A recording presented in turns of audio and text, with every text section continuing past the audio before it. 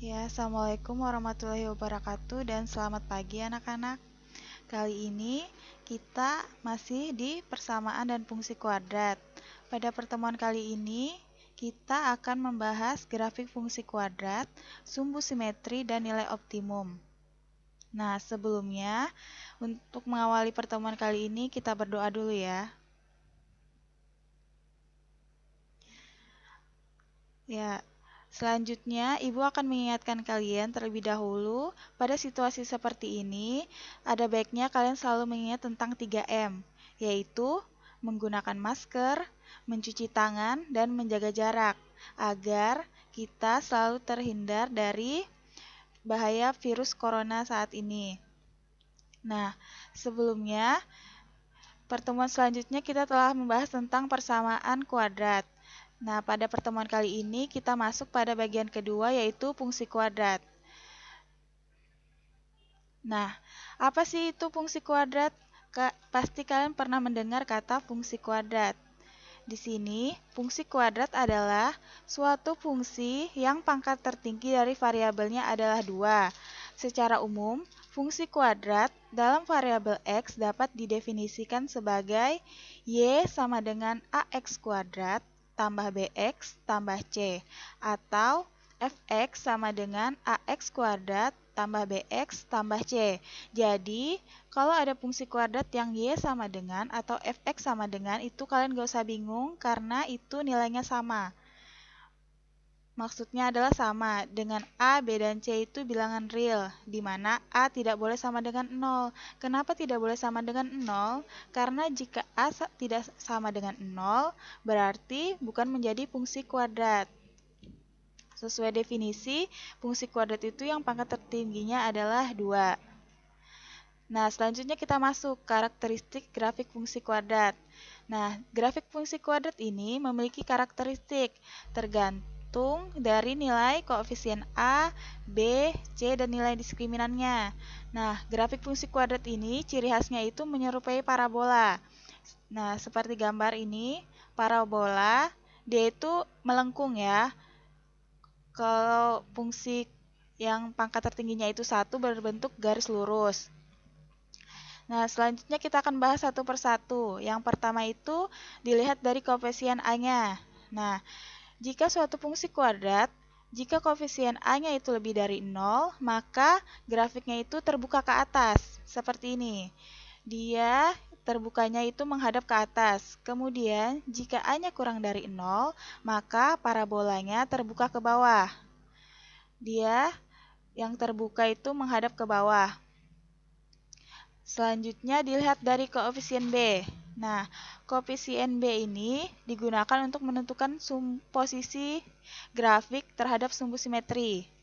Nah, jika A dan B bertanda sama, yaitu A dan B sama-sama positif atau sama-sama negatif, maka grafiknya berada di kiri sumbu Y. Kemudian, jika A dan B bertanda berlainan, yaitu A kurang dari atau B yang lebih dari atau A yang lebih dari dan B yang kurang dari, maka sumbu simetri berada di kanan sumbu Y. Berarti grafiknya itu berada di sebelah kanan sumbu Y. Nah, selanjutnya yang koefisien nilai C. Koefisien C kita gunakan untuk menentukan titik potong dengan sumbu Y. Jika C-nya lebih dari 0, maka grafik fungsi kuadrat memotong sumbu Y di bagian yang positif. Kemudian jika C-nya kurang dari 0, maka grafik tersebut memotong di sumbu Y bagian yang negatif. Kemudian jika C-nya sama dengan 0, parabola tersebut memotong Y tepat di titik asal, yaitu 0,0. Selanjutnya dilihat dari nilai diskriminannya. Sebelumnya pasti sudah tahu dengan nilai diskriminan kan? Di pertemuan sebelumnya telah dibahas. Nah, nilai diskriminan tersebut juga dapat kita gunakan untuk menentukan titik potong dengan sumbu X pada grafik fungsi kuadrat ini. Jika diketahui D-nya lebih dari 0, maka parabola tersebut memotong sumbu X di dua titik yang berbeda. Kemudian, jika D sama dengan 0, parabola menyinggung sumbu X di satu titik. Kemudian, jika D kurang dari 0, parabola tidak memotong dan menyinggung sumbu X. Nah, dari nilai diskriminan ini juga kita dapat ketahui, jika D lebih besar dari 0 dan A lebih besar dari 0, itu disebut definite positif. Nah, definite positif itu artinya semua nilai X yang disubstitusikan ke dalam grafik tersebut, maka grafik tersebut selalu bernilai positif. Artinya dia selalu berada di atas sumbu X. Kemudian jika definite negatif, yaitu D kurang dari sama dengan 0, maksudnya D kurang dari 0 dan A kurang dari 0, maka itu grafik selalu berada di bawah sumbu X. Nah, kalian perhatikan gambar. Di sini kalian dapat mengambil kesimpulan sendiri dari nilai A dan nilai D. Lihat yang definite positif. Grafik selalu berada di atas sumbu X. Berarti nilainya selalu positif. Begitu juga yang negatif. Nah, di sini berdasarkan sifat-sifat karakteristik fungsi kuadrat, berikut ini adalah berbagai kemungkinan letak parabola.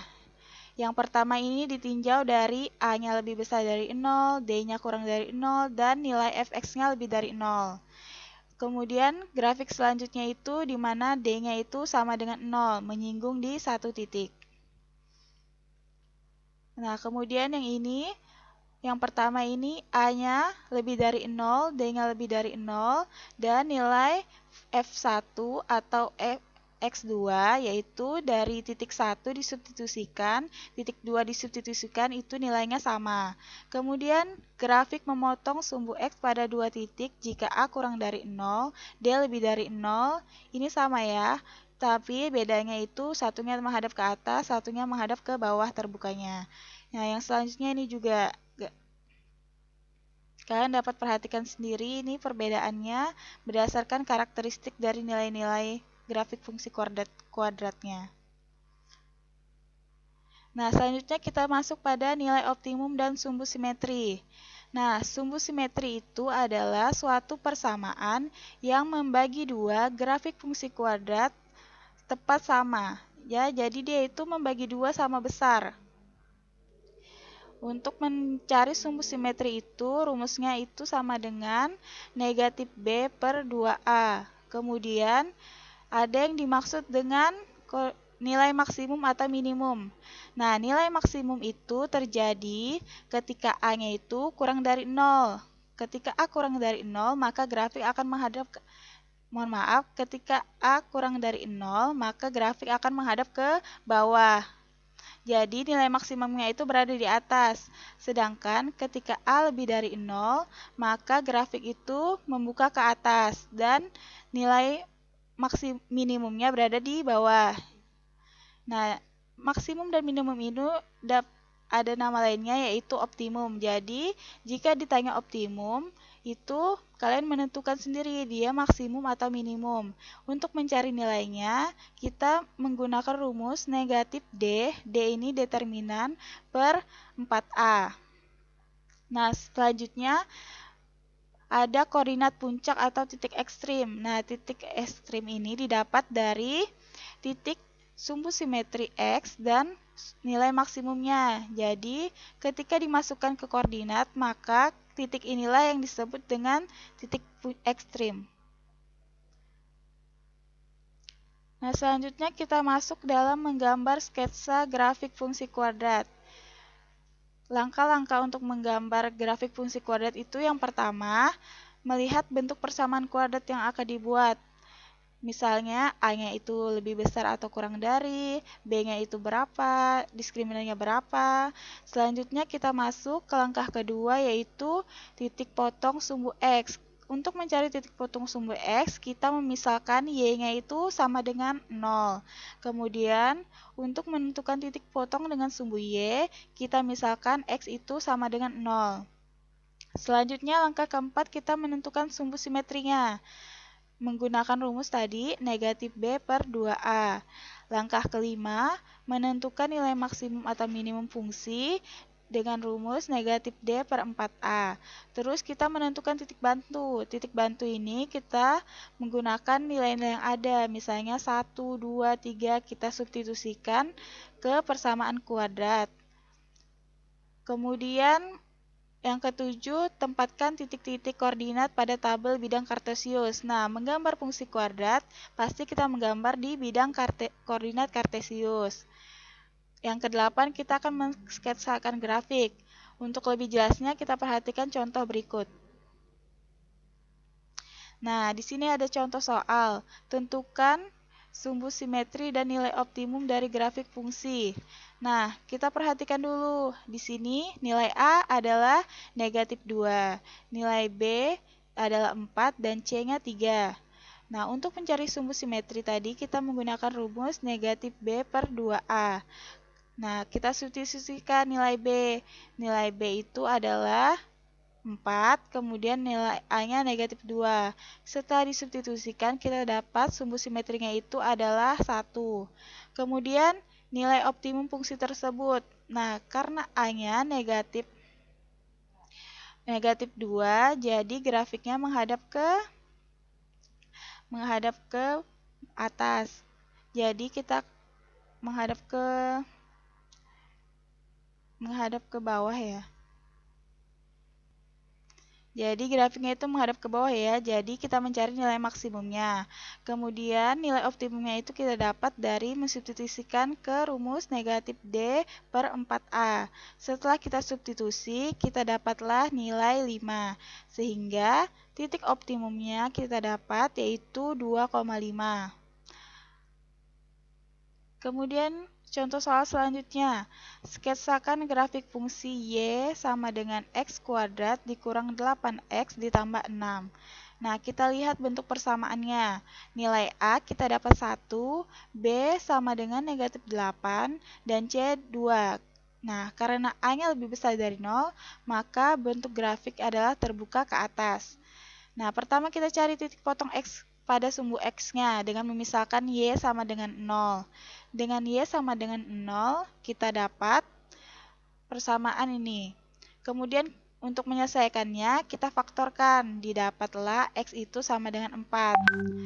Nah, selanjutnya titik potong dengan sumbu Y. Titik potong dengan sumbu Y, kita misalkan X itu sama dengan 0. Setelah kita misalkan, substitusi nilai X sama dengan 0, kita dapat Y sama dengan 16.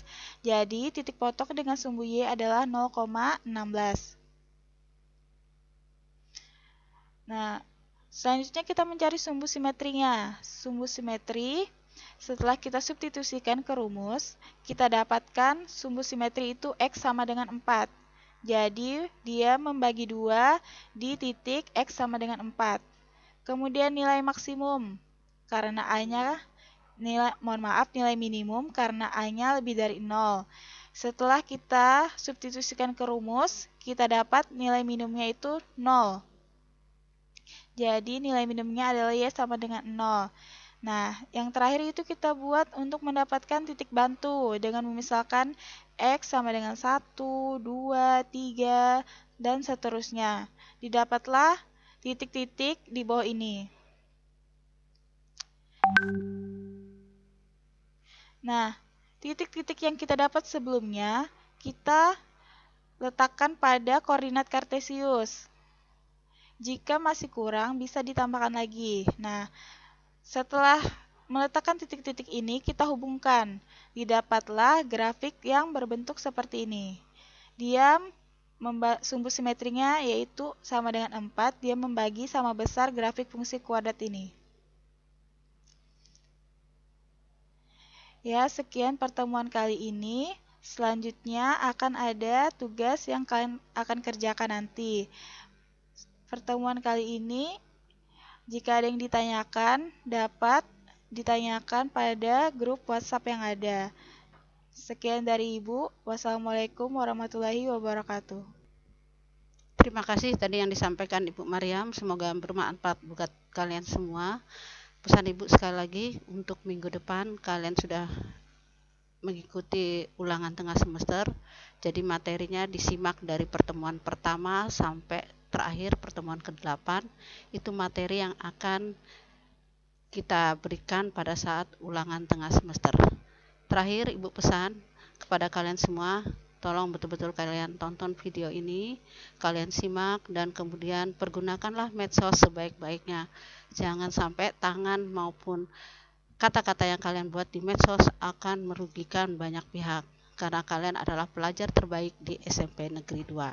Sekian, terima kasih. Assalamualaikum warahmatullahi wabarakatuh.